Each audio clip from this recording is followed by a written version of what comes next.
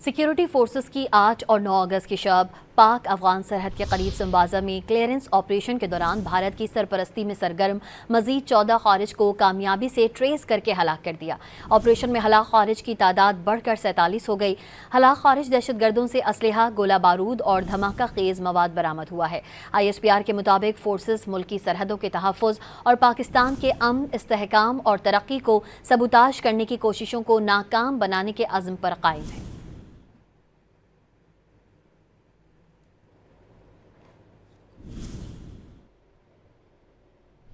Security forces की 8 और 9 अगस्त की शब पाक अफगान सरहद के करीब संबाजा में क्लियरेंस ऑपरेशन के दौरान भारत की सरपरस्ती में सरगर्म मजीद 14 खारिज को कामयाबी से ट्रेस करके हलाक कर दिया।